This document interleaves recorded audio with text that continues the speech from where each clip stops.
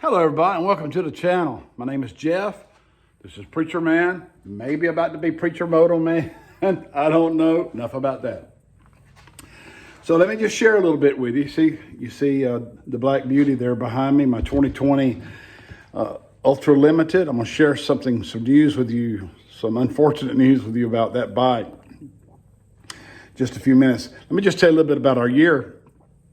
Not complaining, not being negative. We're people of faith.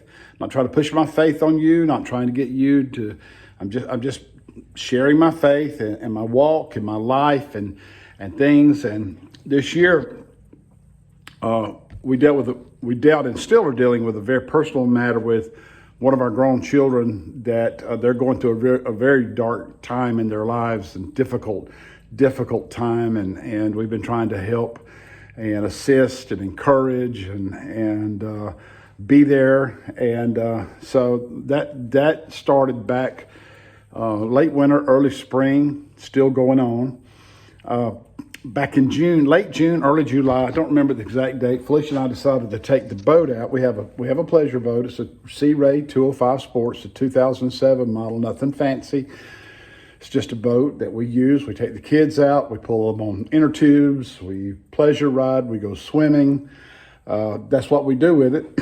And Felicia said, let's take the boat out, just me and you, nobody else, no grandkids, nobody else. Let's go have a day out on the water. So we took the boat out we're in waters that we've been in many times. And we hit something that was under the water. It wasn't supposed to be there. It was something that was moving. And we tore up it's an inboard outboard motor. The outboard is referred to as the lower unit. We tore up the lower unit and it's a $4,600 fix. Thankfully, we did have some insurance on the boat, but with depreciation and everything that the insurance company figured into their equation, we're still gonna have $1,600 out of pocket, and hopefully that boat is going to be ready tomorrow. But we're gonna have $1,600 out of pocket. And then, the other day, just an aggravation, I had the issue with my glasses. I found them and so far I've not lost them again. And the day that Adam got COVID. That was Sunday night. We got that word, Sunday night, that Adam has COVID, our 39-year-old special needs son. Then Monday was the day that I released the video, that I dropped the video about finding my glasses. Later that same morning, at about 11:30, I was involved in an accident in my 2007 Toyota Tundra. I got T-boned by a lady and did some pretty good damage to my truck, and it was her fault. But it's one of those situations that there are no witnesses and that's up in the air, and who knows what's going to come of that. That was Monday. So the boat, and then the accident, and then the COVID, and then our child, and then I lost my glasses, and the frustration with that, which it really wasn't that big a deal. It's a first world problem. And so I've been trying to get around to do this video, doing an install. It's not a major install, but I bought something to put on the bike and I want to make some content out of it. And so I came to the shop this morning because I'm still kind of semi-quarantined because of Adam. And I came to the shop this morning and decided to clean the bike. Probably not as good as I could clean it, but good enough I could shoot a video with it and I could do the install. And as I was working my way around the bike with the spray-on detailer, I discovered damage to my bike. Damage that I have absolutely no idea where it came from. I did a video about dropping the bike. This didn't happen then. When I dropped the bike, it wasn't a violent drop. It didn't drop onto anything. And since then, I have cleaned the bike multiple times. And when I was wiping the bike down this morning, I discovered this damage, and I'm like, what the heck?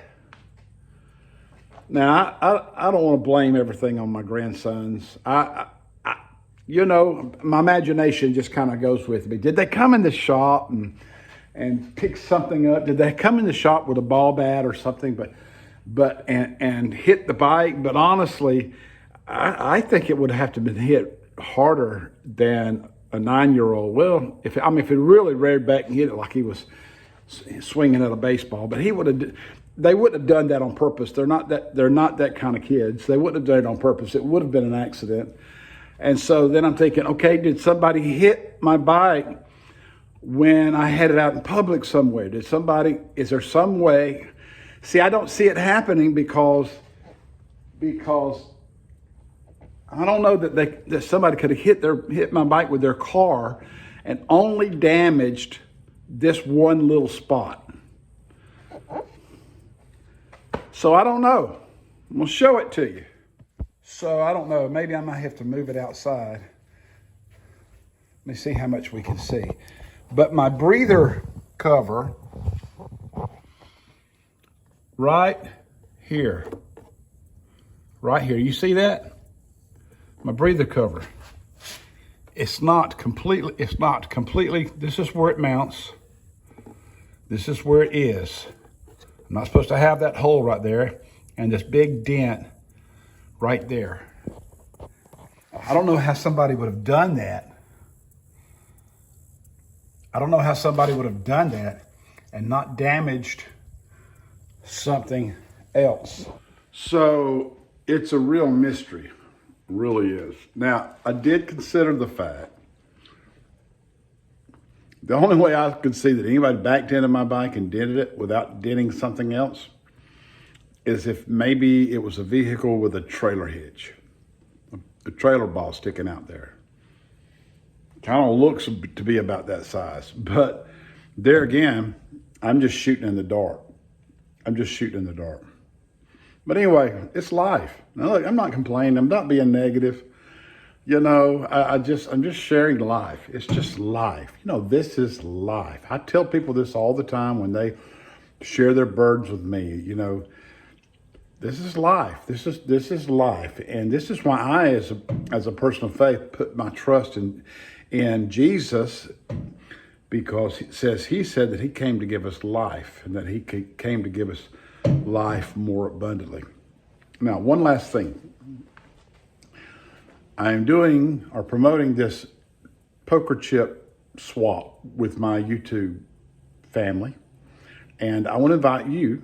Let's swap some poker chips. I have a collection, and I want to have just a case of poker chips that are nothing but poker chips that were gifts or that I swapped out for with YouTube people. So if you will send me a poker chip from any dealership, send it to me.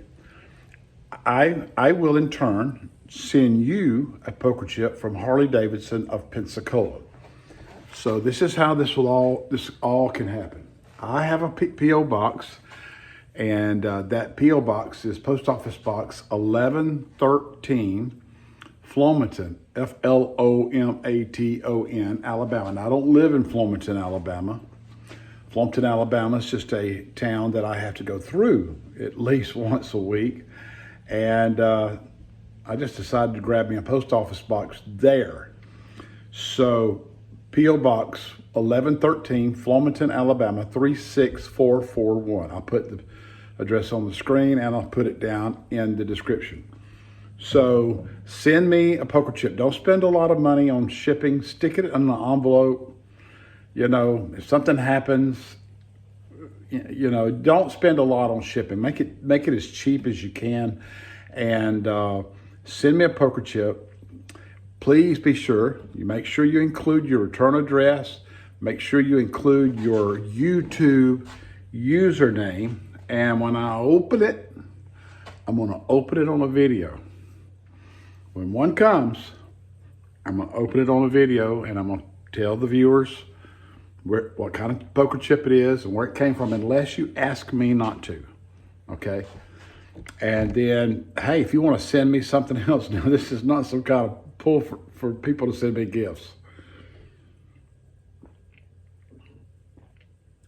But if you got something used, new, cheap, that you think I would be interested in, I'll open it up. I'll put it in a video. So just something to create content and have some fun with. And send me a poker chip from any dealership other than Pensacola Harley. That wouldn't help. Oh, good gracious. And let's just have some fun. Let's have some fun with that. And I'm going to let you go, and I'm going to drink my coconut drink. Delicious. My hat, laid my hat down. Like, subscribe, bell icon, share. Have a